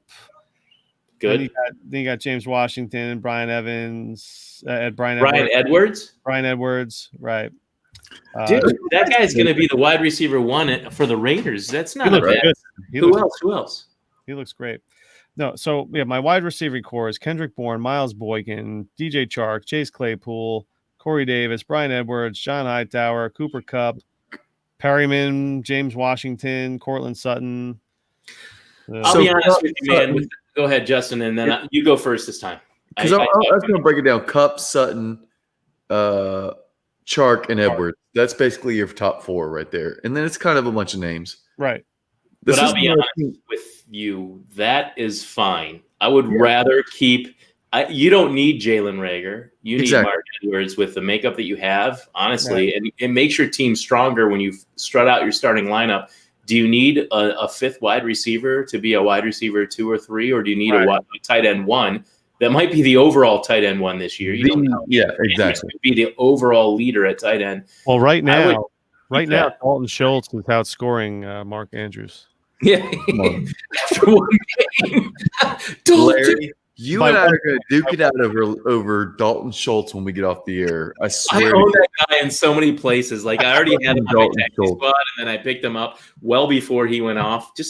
I'm actually happy to see that. I like that player. You know how you kind of just get behind guys? You're like, yeah, I love this player. And you can't, Here's the deal. Let go. If you own Dalton Schultz and you're not trading him this week, you're messing up. You're screwing up. You're not doing things right. Because Blake Jarwin. Oh, I mean, Blake Jarwin, there was high hopes for him this year. And if sure Schultz there was until they drafted CeeDee Lamb, and then everyone, it's probably not going to happen. I get you, though. Capitalize on the short-term gain, return on investment, move him. Yeah, it's a smart play. I'm down for that. Right. Especially on a team where you're clearly not going to be competing this year. Yeah, no, my plan is I'm probably just going to hold on to Andrews because I would hold Andrews, and I would try to move peripheral pieces for seconds and thirds. I mean, I'm starting your core. You've got Sutton and Kupp and Andrews and a couple running backs that are decent. I would hold my core and try to move some of those other players for picks, and then maybe you package some of those picks during the draft and move up. That kind of thing, and get a couple more starters that are ready to roll. I like that. And another thing to think about too, if you have some 2 pieces that you think you can move for 1 player that would be better for your starting lineup, although you might feel like you're giving a little bit more away than you're getting, but the player that you're starting is better than either of the players you're trading away. If you can figure a situation out like that, I would do that. A 2 for 1 when the other guy's like, oh man, this is a win for me, but it's really a win for you because you're plugging a player into your starting lineup and you've either improved your running back or wide receiver profile. Right. Did you really lose? If you win the title, you didn't lose. Right. Just something, and you kind of have to be careful with those because you could lose if you give away 2 players and then you don't get the guy you thought you were getting. What's interesting about these DLF Champion Series leagues, it's a 3-year window where you have to win. It's a dynasty league that's going to last, but it's a 3-year. The goal is to win, is to be like an ultimate champion within 3 years or something like that. You have to win be the overall champion within 3 years, or a certain amount of points your first year, and your second year and your third year. I guess if you have the most points after 3 years, I don't mean points meaning point scores. Like no, it's like you get 1 point, or you get 3 points for first place, that sort of thing. If you accumulate these points over the course of this 3-year window, I'm kind of on like a timeline where it's almost like a redraft, because I have to think of it in terms of I have to win this league in this short amount of time, but it's still going to be an existing dynasty league. Andrews, and we're talking about Andrews on that team that you're. Yeah, Andrews is on my team. Keep Andrews then. What? Keep Andrews then. I don't think okay. So in that scenario, what this really comes down to is who helps you next year, because Reagor and Andrews, well, you're downgrading right there for this year. Yeah. And the 2021 first. I don't think that 2021 first is going to make you better. You can't count on it for one thing. You can't count on it. Maybe it's a bust. So is Rager going to do much this year? And then even if he does, what about next year? And I think Andrew's already such a sure thing that you're not really getting enough in a league like that with that kind of scenario. In a 2-point per for tight end. This is honestly, it's a no-brainer for me. And now that you explained all that, man, that's some serious context. That's the vacuum. I never heard of those leagues, by the way. That's the vacuum. Oh, you didn't ever heard the DLF Champions Leagues? Oh, there's a bunch of them. They just started them this off season, and I only got into them because I had heard like that it was going on. So I was like, oh, let me get into this one. Let me get into one of these, and I think I got into like the 11th one. They just kept adding new ones because so many people were into it. So yeah, man. I mean, nobody wants a piece of this in serious leagues, man. I mean, in SFB and certain, and fun stuff, hey, madman. But like in real leagues, when people know that they could get their asses kicked, they don't want a piece of this, man. It's good, dude. So I don't know, man. I think we're at me editing for probably 3 hours right now. So we should wrap things up for the broadcast. Edit that long? Come on. Well, it takes me it takes me 2 hours to edit an hour. Really? Yeah. Well, I can believe that because if I record a show that's an hour and a half, it probably takes me more than an hour and a half to listen to all of it, do the music at the beginning and the end or whatever, the lead in, the intro that I do for yeah, you're right, man. It takes probably double. It's more like deleting the I do this where I just talk before I even say anything. I just make a bunch of noises and then the sentence comes out. So I got to cut all that shit out. So you edit every show then? Yeah. Do you know how many podcasts don't edit? Which I can't understand that. Like you should not put a show out unedited. People brag about it. Hey, I don't edit. I'm not going to listen to your show for 2 hours, guys. I'm sorry. I don't have enough time to do that. So maybe younger people have more time to listen to podcasts, I guess. But if you don't edit, I think you're doing yourself a disservice. Kudos to you guys for doing it. So the video, do you edit the video too? Or just the audio? The video is non-existent. The video doesn't get published. Oh, yeah. I gotcha. So you're recording our audio via StreamYard in StreamYard. Right. Right. And I only download the audio. Gotcha. Yeah, that's okay. And my question is, neither of you have these. We have monitors, but it's not feeding back. What are you doing? We had the same conversation with Sipes last week. Because Sipes and I go back to the old days of production. I mean, he with his family, but like I'm a music guy, and so.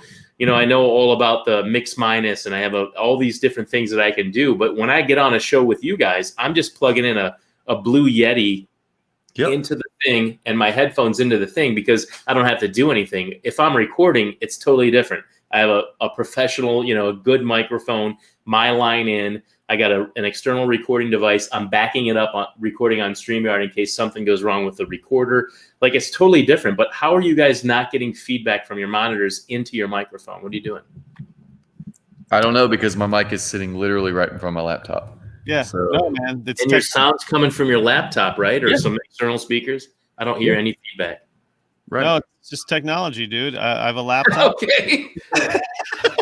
It's magic. My mic is plugged in, bro. It's just plugged in. I don't know. I didn't know. I tried headphones one time, and then I did the wireless earbuds. And that I don't like either one. I use them for work. I hate it, man. Yeah. Then I either use this or the wireless ones for work. And at the end of the day, I want to just be ambient. Like, you know what I mean? Like just not. Yeah. See, and like me and my buddy, we recorded our little podcast last year and we did it over Skype. And when we did, it was no problem. Like neither of us used headphones. We just talked and it was never had any feedback or anything. So I was like, well, I never had to worry about it. And then Larry and I started doing this and I just never have bothered even trying to use headphones. Cause really all I use now is Bluetooth. And my laptop is a little older, so it doesn't have Bluetooth. So I just never even bothered. I think it might be StreamYard. I've never tried to just use my laptop for the sound out. I've always had the headphones in, but I wonder if maybe it is something about StreamYard, their algorithm, something that they do because I don't think even on Hangouts you'd be able to do that. I think Right. this is great. Yeah, I hate headphones, so let me just try it. Let me see if I get feedback. You guys cool? Do Yeah. it. You're good. So, am I feeding back at all? Do you hear an echo? Nothing? Not one bit. You're wearing them for no reason. Yep. You just spent an hour and a half wearing headphones for nothing. You just spent an hour complaining about your headphones. And they're decent headphones. They're like the open air ones, like for Right, so they're not super. they're not like the ones that like. I'm wearing the open air ones too, man. Yeah, me too. Yeah, super open air. Like they're not the ones you wear editing, but fuck. Damn it! Yeah, dude, give it a go. Welcome. The headphones make me look fatter too. Damn it! That's what it all boils down to. When you get older, Has that at 8:15 or 9:15 your time instead of 10 o'clock, 11 o'clock, whatever. I'm just saying. It's 11 right now, man. You guys are East Coast too, right? Or I'm Central. Justin's. Oh, so you're 10 o'clock right Justin now. lives. Yeah. I still got plenty of time in the day. He's from where Gardner Minshew is from. Yeah. Yep. I don't know exactly where Gardner Minshew is from in this town, but I'm literally probably within 10 or 15 minutes of where he was from because I love players like Gardner Minshew. I mean, how can you not get behind a guy like that and root for him? I hope he has success and they don't need to draft a quarterback. Honestly, he has, he's got some warts, some bumps, and that kind of thing. But honestly, based on what they paid to get him, he's a hell of a quarterback. yeah, He really is. If they build a team and he fits, I think Jay Gruden's offense nicely. he's like a cult hero around here right now. Clearly, people were talking about him. I've got the sports information director from my college days when I was running cross country at the local college here. He's got a radio show now, and he talks about Minshew, and he's a little local celebrity, of course. He's a starting quarterback for the NFL. So you know what? Let me real quick. Where are you on Baker? I mean, I'm all in on Baker right now. Where are you at? Baker Mayfield? Yep.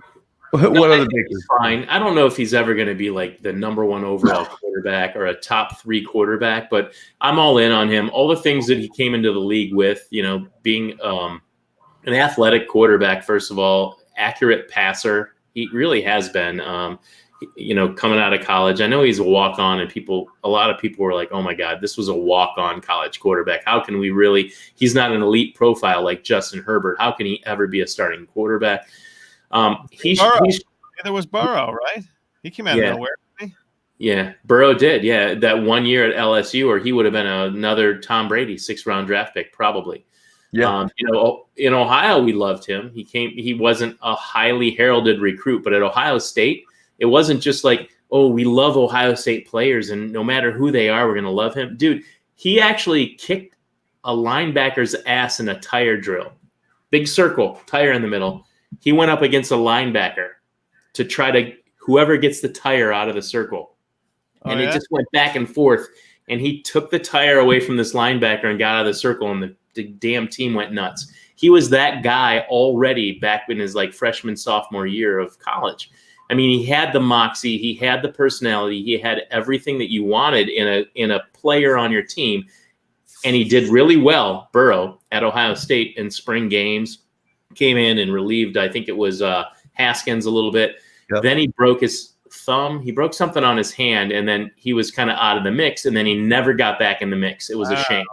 And then, Justin Fields went there. It was just this whole thing. And so, he felt the need. It worked out great for him. It really did. And then it circles back, and he's back in Ohio, and he's playing. It may not have ever been that good for him if he hadn't transferred to LSU. So he always had those components to his personality, those intangibles, right? Yeah. That you can't really explain. He still has the traits. He was always a good running quarterback. He was a good, not unlike Justin Herbert, he was a good athlete in high school at other sports. So, it's great that those kinds of things happen. Baker Mayfield, walk-on quarterback, Oklahoma, the whole thing came to be. That offense really makes quarterbacks look good on one hand, but he was an accurate passer, an athletic guy, a smart guy that can read at least half the field anyway before he throws the pass. A lot of quarterbacks can't even do that. there's a lot of hope for him, and I don't think you should give up yet on him. And that's not just a Browns fan, because I've gone through all the emotions on him. I think he's a top 12 quarterback, in the league. I think he's a quarterback one in points going forward in Stefanski's offense that stresses a lot of running.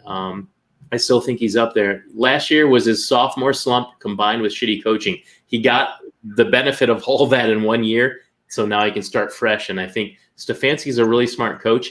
He's trying to get Baker in situations that really feature his strengths, like him at his strengths. So I don't think you have to worry about Baker. And if people are selling low, I think it's a buy for sure, just on the chance that he becomes that, top 5, top 10 guy for sure.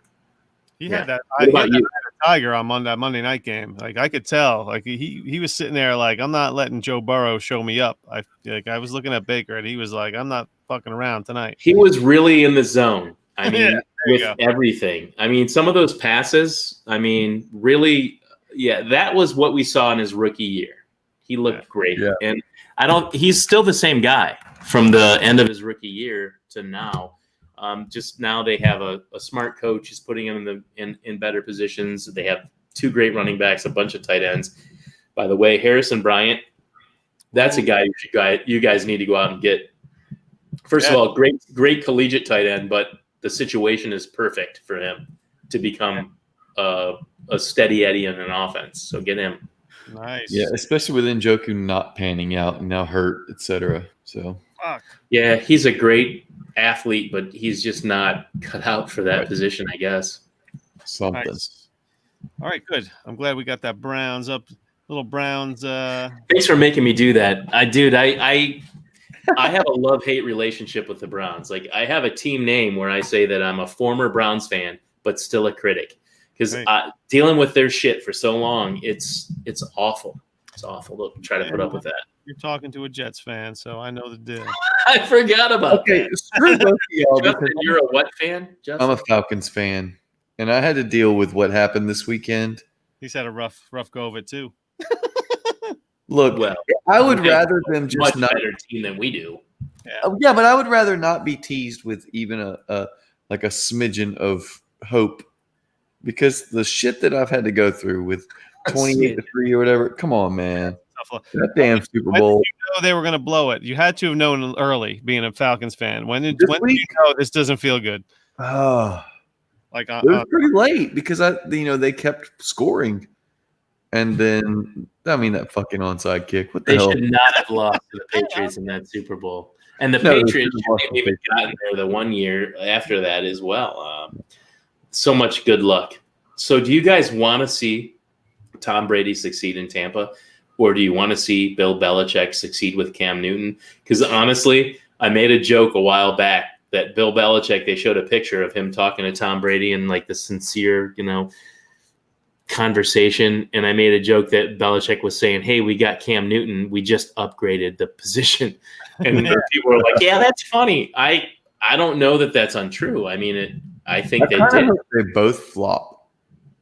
And Belichick and Brady. Yeah, I don't know. I like Brady. I honestly think he's the GOAT. I think he's easily the best quarterback that's ever played the game. And that was hard for me to say for a while because I was a big Peyton Manning guy.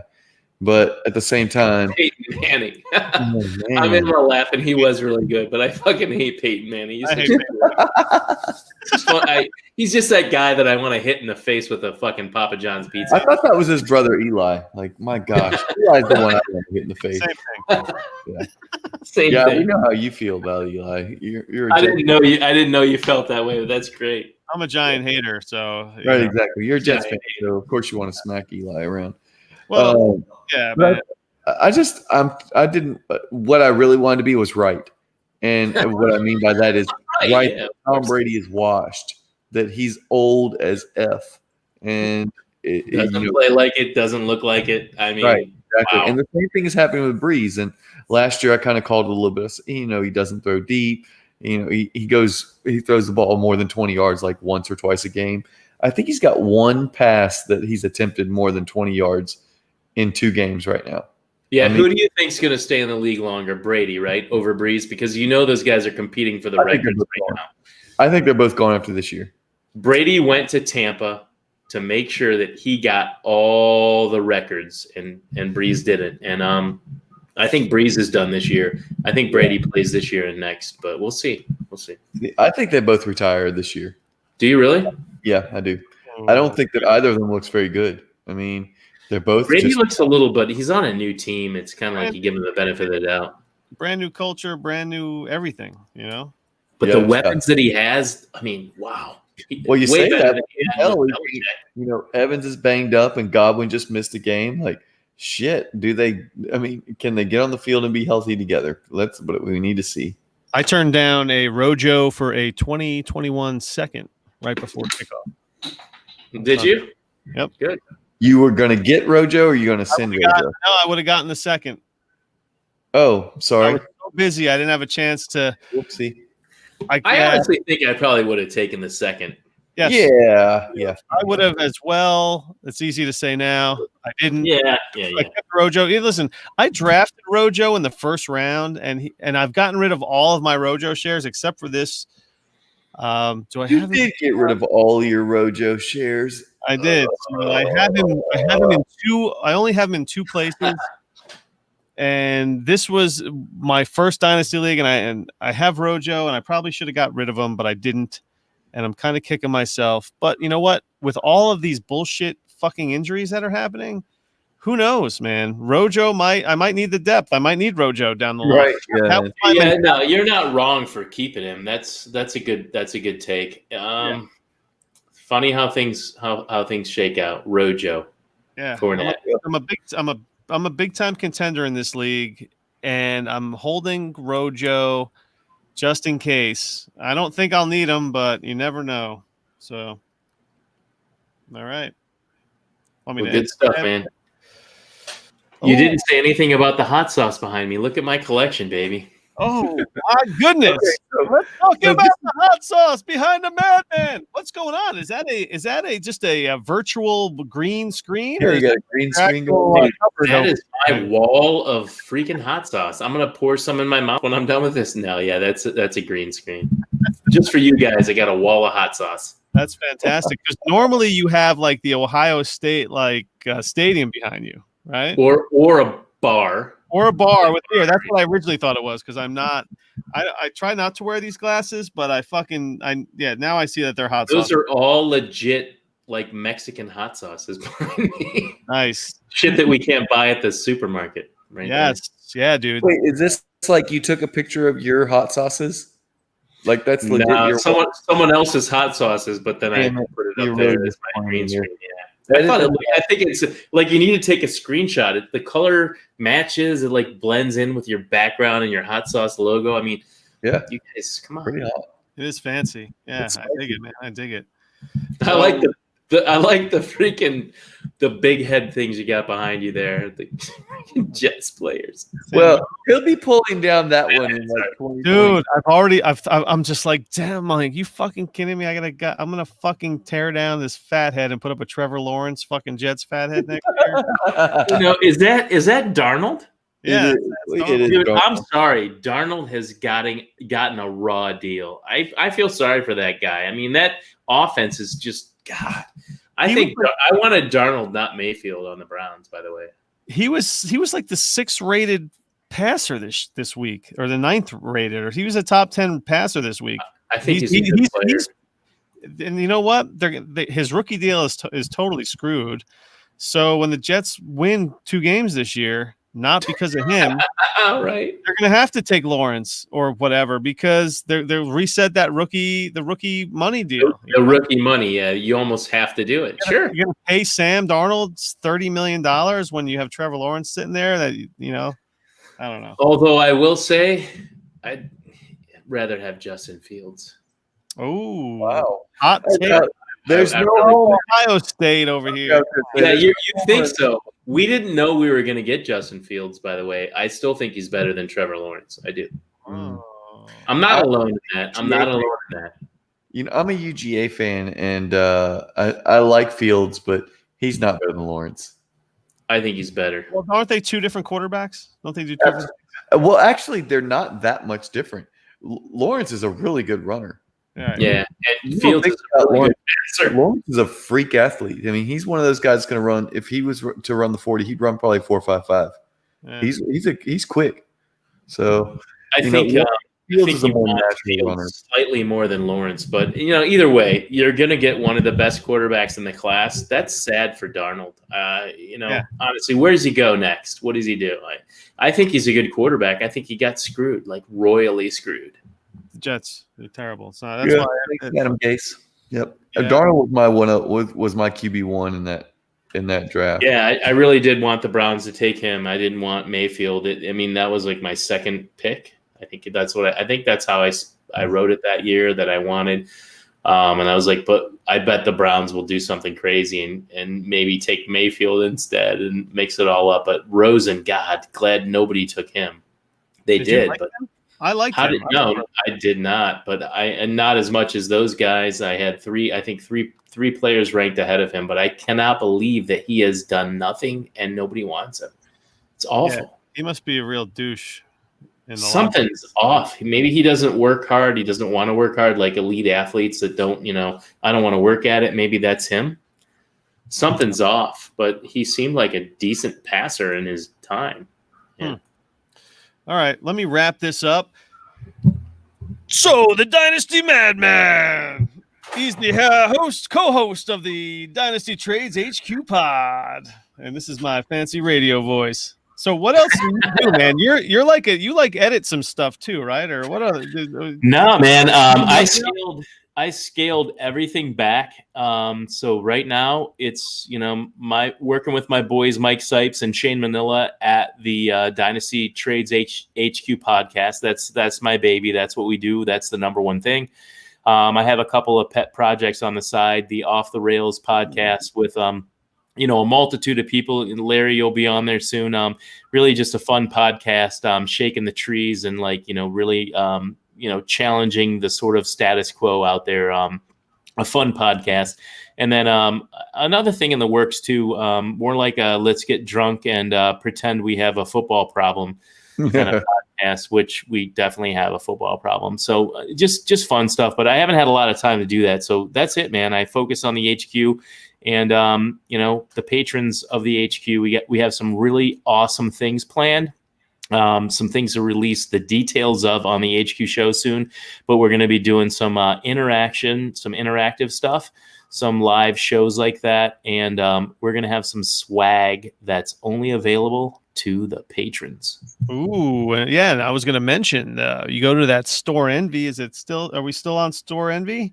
Yeah. Yep. DTHQ.storeenvy.com, DTHQ STORENVY.com. And all kinds of stuff with our new logo. But we are going to feature special stuff that only the patrons can get, basically at cost, just to cover shipping and all of that. So some cool things in the works, and some interaction, some live stuff with our patrons that only the patrons can be part of and only the patrons can view afterwards. Ooh, so that means, become a patron to the Dynasty Trades HQ pod. And hey, and I tell you, I got a shirt, I got a couple shirts, I got some koozies.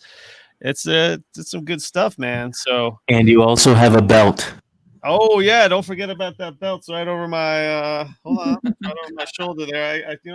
Bastard. Yeah, be careful because I'm accidentally going to win this thing this year. Apparently, you're well on your way. Come on, man. There you go. Light on the belt is a little shining right over there. There it is. Yeah, you need to polish that. It's a little dull. Dude, I didn't think I thought I would just collect dust there for another year or two. I thought. But, now I got some work to do. So. Right. I need to get Cole Beasley on my team. So anyway. I love Cole Beasley, by the way. You have Cole Beasley? I don't think I have him in HQ1, but I love Cole Beasley. Like he's that guy that always gets you 9 points. Like, thank you. It's probably Manolo or somebody that has him and he's going to ask for like 220. I don't think Manolo's a real person for some reason. Like I can't wait for him to hear this. He is a listener. But hey, I want to thank the Dynasty Madman, for coming on the show. This was a treat, man. And he doesn't go on too many shows, so that's even more of a treat. I'm not allowed out after dark. Mom let him out tonight to play. Yes. So to everybody else that's listening, thanks for listening to the Dynasty Hot Sauce Podcast.